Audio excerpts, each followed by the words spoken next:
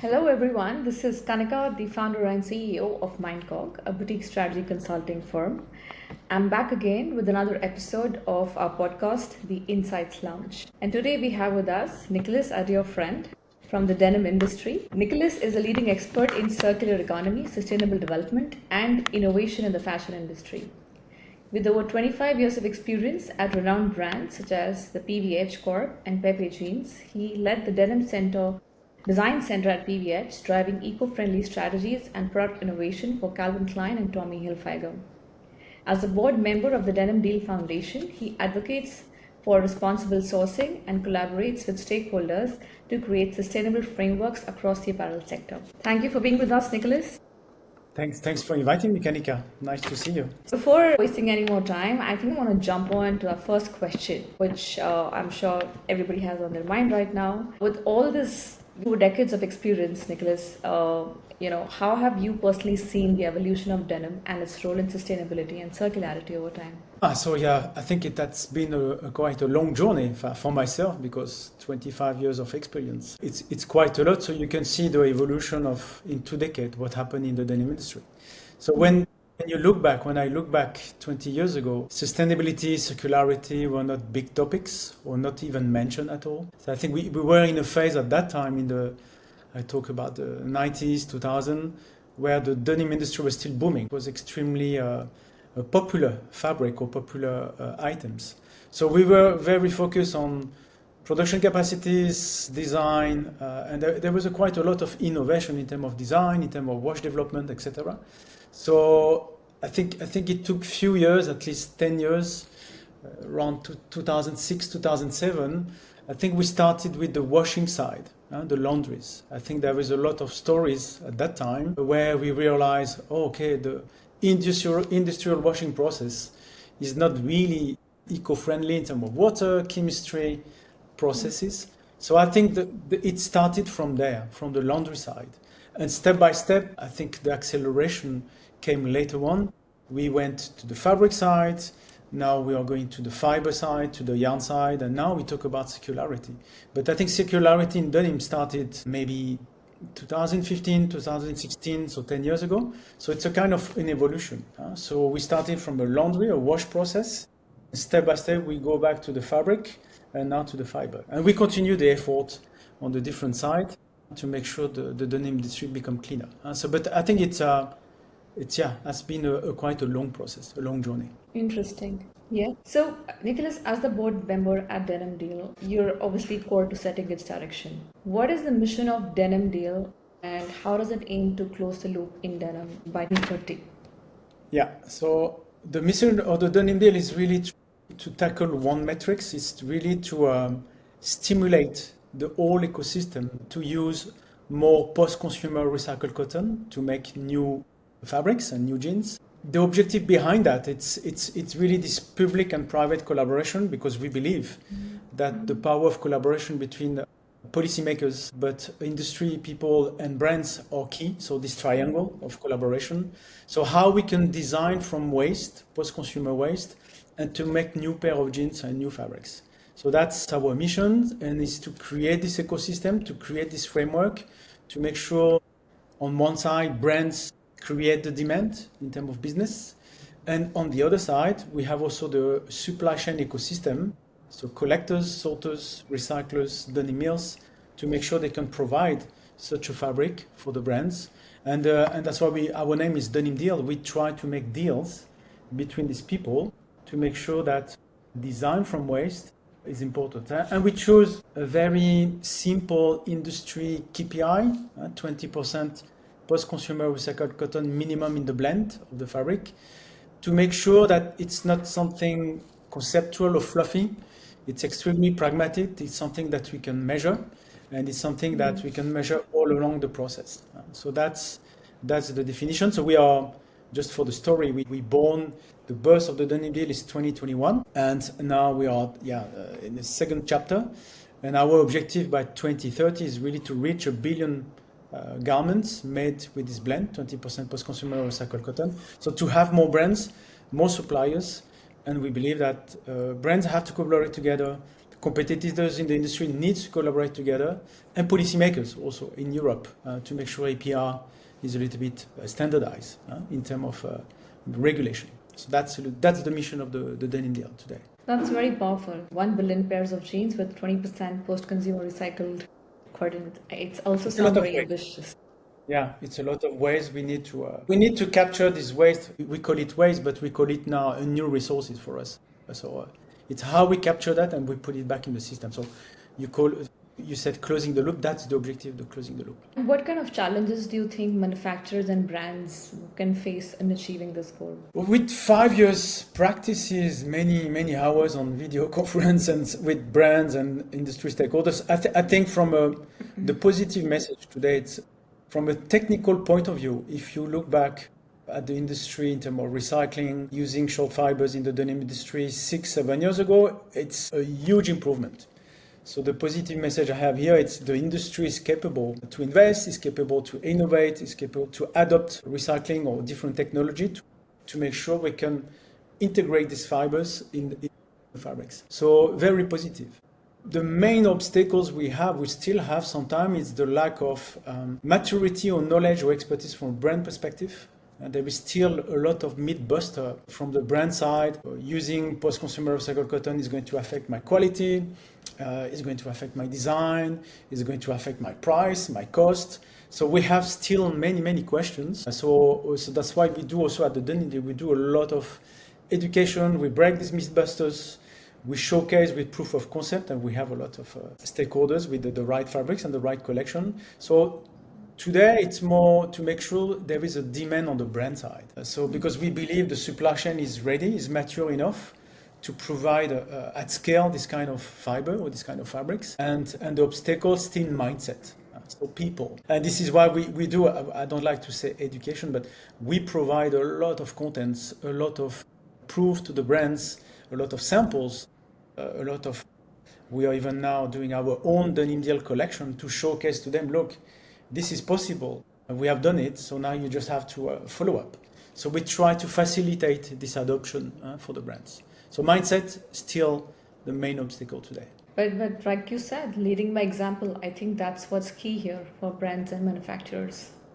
Yeah, you need to, I believe, in the inspiring and the leading the role example. And I think why we choose denim as a product cluster to tackle this closing the loop, because I believe, this is the easiest product cluster to integrate post-consumer recycled cotton fiber compared to jersey or circular knit, etc. So it's easier technically. So I think if we succeed to showcase that this product category can do it, I think we can apply the same methodologies or process to other product category in the future. So I think people are looking at us as a kind of what's happening there with the project, with the collaboration platform. But I think we can inspire the rest of the industry and showcase that, yeah, that's possible at scale. Yeah. Makes sense. And I wish you all the best. And I hope that many of the clusters will follow after this one. I hope so. So, Nicolas, which aspects of circularity, design, material, or production show the greatest potential of measurable progress, and where has the industry achieved tangible results? It's a big question, because that's why I said a little bit before, we choose one metric, but there is many others things that we could do in the industry. I mentioned before the laundry side, so the water program, or we talk about decarbonization of the process. So I believe on the fiber side, that's something we underestimate. Fiber and fabric, we know that this particular process is very demanding in terms of water and chemistry, CO2 emissions. So it's where we saw the biggest potential. I'm not saying that all the rest has to be completely forgotten. I think it can be side activities. I believe in circular design because we need to design proper product today to facilitate the end of life and to put it back in the system. So I think it's another activity that you could add a layer and to be complementary from design from waste. But we believe that from the fabric fiber perspective, there is a huge opportunity, or even on the wet process, dye process for the indigo, that there is some technology or there is some parameters that we can capture and we can measure. And I come back to this story of it's important to measure progress. and it's important to identify industry KPIs so that is very clear for everybody, for brands, from policymakers, but also for industry, measuring progress on what we do. So we have at the Denim Deal also other layers in terms of performance and where we want to achieve things. Chemistry is also another one we would like to tackle. So I think there is many angles, and I still believe that there is, you asked me what's the best improvement from the industry. There is a lot of progress in terms of recycling, in terms of water stewardship, chemistry, water recycling in the different industries. So there is a lot of movement. But sometimes we just need to focus on 2 or 3 metrics to make sure we capture, we have a scale impact with the different stakeholders. Great.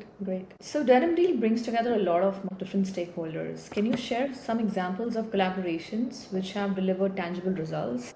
I mean, the point here is that maybe other industry players can take some lessons from this. Yeah, so we started, like I said, we put the foundation of the Denim Deal in beginning of 2021. And during 3 years, we engaged these different stakeholders. And I think at that time we had, so we call it the Dutch Denim Deal because the Dutch government was involved. We had 8 or 9 brands at that time. And in 3 years, so by the end of 2023, we produce around 12 million pair of jeans with 20% post-consumer recycled cotton. So we realized that just in 3 years window, with COVID at that time also, it was not easy, we could deliver in the market already 12 million pair of jeans. So that's for us already a proof of concept that scale can be reached with this metric.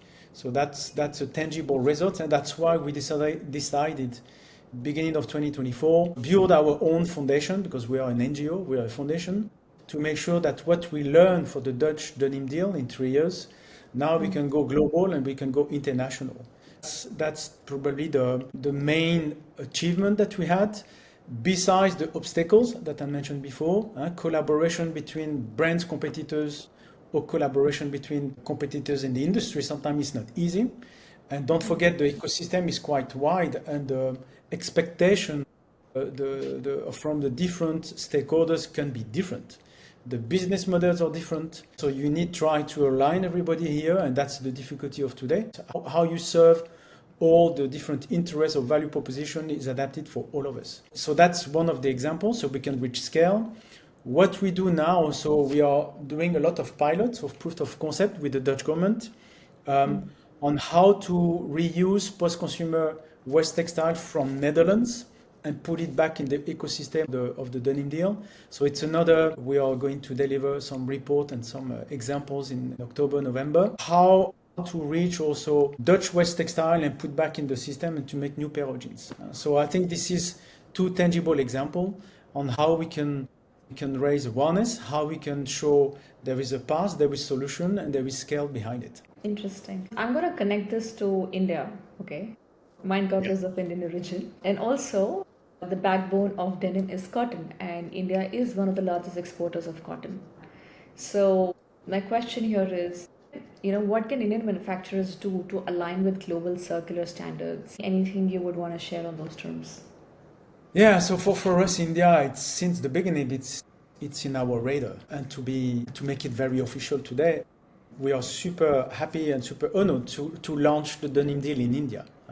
So we will have a proper organization and people in India to launch the Denim Deal platform. Why India? Because first, India is a huge consumer market. You have many brands. Sometimes in Europe, we believe we are the best, etc. But I think you have some very good brands. You have a lot of retail. You have a lot of consumption. So we believe there is a huge market there.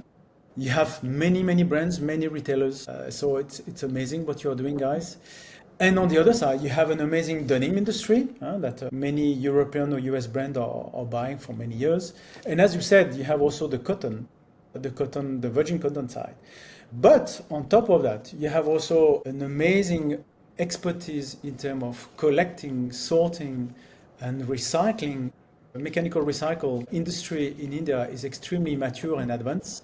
So for us, when we saw India, there is all the different parameters we are looking for, it's there.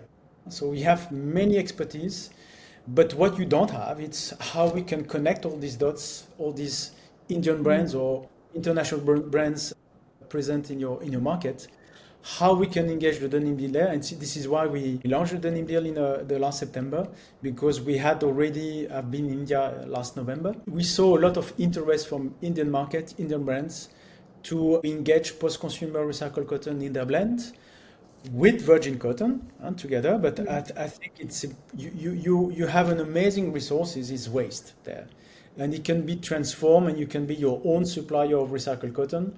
So India could be a platform, even a recycling platform for the rest of the world, because there is a huge expertise and scale for this fiber that could be for your own market, but also for international market.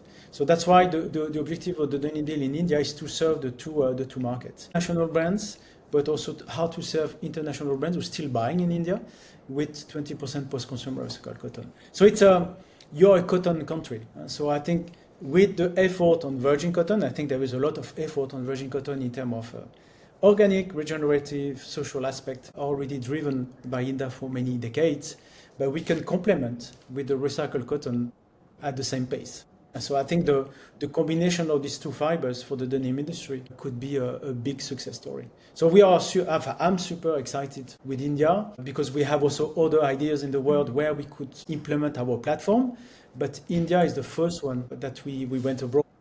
We engage with different stakeholders from the industry, but also from the brand side. Do you have a case study that you might want to share about, a brand collaboration wherein a big brand has probably stepped in and taken it up on themselves to be a part of your mission, and how then it panned out and who played what role? Okay, so first, PVH is a good example. But I was the head of PVH. So when we saw the Denim Deal opportunity, we jumped on it. So PVH was and still leading the Denim Deal if you look at the numbers. But more brands came. Urban Outfitters, also big countries. We have also a big French retailer coming soon in our. So I think it's not only a question of size of the companies and how many pair of jeans you can bring. So to have big retailers or big brands, it's important. But our platform is always we want to be inclusive, meaning that we are with the scale. We are also helping small brands, medium brands who cannot have access to this fiber, who cannot have access to this fabric, also to adopt the solution. So I think it's a combination of different profile between these big leaders and big retailers with the volume and scale, but also bring some other brands who before didn't have access to this kind of technology or fiber or product. It's the combination of both we want to drive. And you have small brands very ethical or very thinking forward. We're happy to have also some inspiring brands like Mud Jeans in Netherlands. It's very famous, or Down Denim in Germany, very focused on circularity or sustainability in general. So I think this is the combination of brands we have in our portfolio that makes our platform attractive but also successful. That's a great example. From your perspective, Nicolas, which sustainability metrics or benchmarks are the most critical for measuring progress in denim production and circularity? I mentioned a little bit before, so I think we are going to bring, that in Europe, policymakers will come with digital product passports, eco-label legislation, or you will have to provide to the consumer a kind of scorecard. This jeans has been made with this amount of water, etc. So we know from a European perspective that we need to have access to primary data on how has been made the pair of jeans, the fiber, the fabric. So if we look at the metrics we want to capture in the future, will be water consumption, definitely, will be carbon CO2 emissions, will be chemistry. So this kind of example or three metrics, we don't need to have too many, but I think it's important that we have on our radar and what are the methodology or the solution we are going to provide to the ecosystem to make sure we are measuring it, we are reducing, and we put some target to our stakeholders. So I think these three metrics will be very important for the future, but also for now. So I think bringing transparency and traceability and access to this data for the consumer perspective to make the right choices and to compare also from jeans A, B, C. That's very important that we have access, and we have a lot of different stakeholders in terms of primary data access are going to help us to have access, to compile, and how to bring life to the consumer, but also to the industry. That's very important thing that you touched upon. In fact, I was always, I was about to ask you what kind of information should the consumer be aware of, but you've already talked about, those benchmarks and information that should be passed on to the consumer. Do you generally think that consumers are now purchasing from a more value-driven point of view? You have different. If you read the internet, you can see they are interested, but when come the price tag, maybe there is a different behavior. I think we need to drive both. Price is one thing, but behind the price there is a cost for resources, for the planet, for the people. So I think it's more the fact that how brands are making these things visible. What is the storytelling about? Just explaining recycling cotton fiber. It's not easy to explain to the consumer, and I think we need to improve also the communication toward the consumer, engage them in a very more inspiring way. This new generation has to be, in a way, simple communication, extremely clear, few seconds to understand what does it mean recycled cotton, and inspiring. So I think we have a workshop in the Denim Deal how we could collaborate between different brands, how to vehicle the message to the consumer. And I think we have a lot of progress. Things have been done, but probably not in the right way. But still room for progress on this topic to engage them more. And probably social media access to information is different. Can be videos, can be things. I think we need to adapt a little bit also to the target consumer we want to drive. But I think it's super important that we bring this visibility and we bring this transparency when they are going to buy, why they should buy this one or not the other one. Yeah, I absolutely agree. And I think on similar lines, brands should also leverage social media to communicate larger milestones in terms of, what to demonstrate what they're achieving on the front of sustainability and circularity. And I was going to ask you that next. Do you have any key examples of any major milestones shown by any brands? Yeah, of brands. What's happening in Europe, the pressure from policymakers is getting a little bit hotter for the brands. So if you look back a few years ago, there was a lot of communication. We have done that, we achieved that. I'm not saying I'm going to say a fluffy commitment or fluffy achievements. But since there is the greenwashing policy directive in Europe, brands are much more careful, are communicating much less, because they know they can be exposed. So I think from a greenwashing, we were probably not. I'm not saying that it was greenwashing all the time. We went to greenwashing, so now brands don't take the risk to communicate anything because they are not sure, and they are not sure they are aligned with the policymakers. So we see a kind of not so much milestone or storytelling behind today. Some of the big retailers or big brands maybe are doing things behind the scene, but they stop the communication. So I think it's also good. So I think we are in a moment now. Brands are a little bit more under pressure, but you can see some of brands achieving 100% recycled cotton denim, for example, with mud jeans. So you can see with brands when they have access the data, when they have the verified purely elements, or they can showcase and they are sure what they're doing, they can be proud and they can be loud. But most of the time, at this moment, it's a little bit, people are more careful on the brand side, much more careful with legislation on greenwashing. So I think it doesn't have to stop we are engaging in terms of production and process and try to make it better. But I think brands need to be more careful now these days. And Nicholas, you've been in this industry for such a long time. By when do you think these regulations will come to APAC, countries like India, Bangladesh, which are still sort of lagging behind on the regulations front when it comes to circularity? Yeah, I think the advantage of India, Bangladesh, etc. It's they can look at Europe, they can look at what's happening with EPR in Europe, for example, as a kind of a lab. What's happening in Europe? How do they implement policy rules over there in terms of circularity? And they can learn from us. Because to be honest, we are also doing mistakes in Europe about EPR implementation. Is it really effective, etc. So I think there is a lot of communication and to being close to the Dutch government on circularity. There is a lot of connection between Dutch government, Bangladesh, there is a lot of mission around circularity or waste regulation, how to move waste, post-consumer waste from Europe or from the Netherlands to Bangladesh to have access to post-consumer recycled cotton. So there is a lot of discussion happening between governments from Europe, North Hemisphere and South Hemisphere.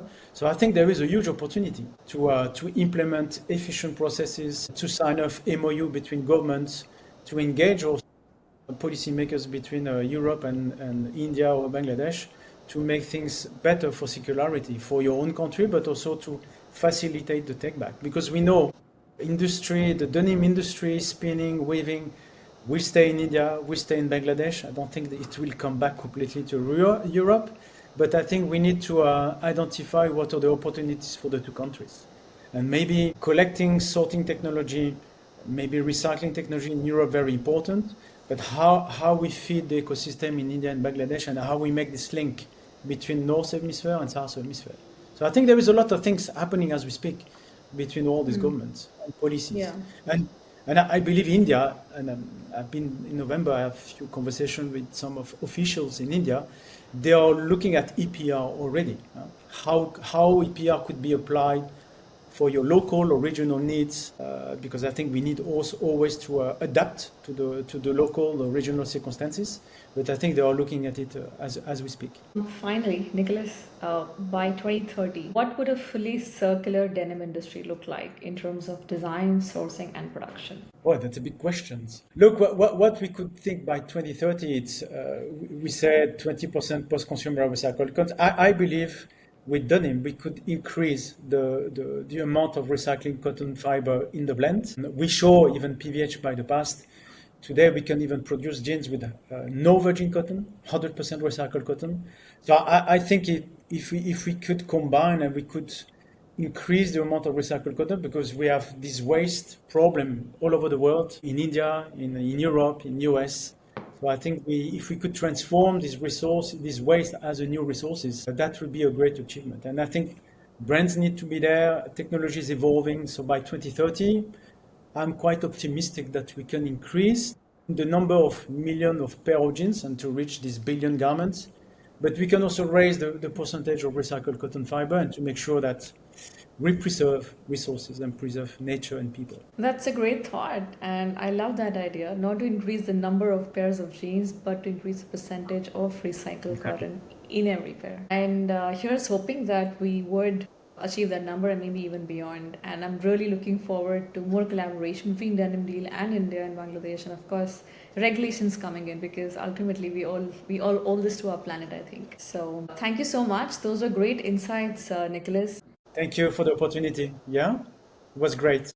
We loved having you here. And for everyone else who's listening in, I'm going to leave Nicolas' LinkedIn profile in the description box below. So if you want to reach out to him, feel free to reach out to him. And if you want to watch more such podcasts, please like and subscribe. And if you have any questions, please leave them down below and we will try to answer them. Thank you so much. Thank you so much.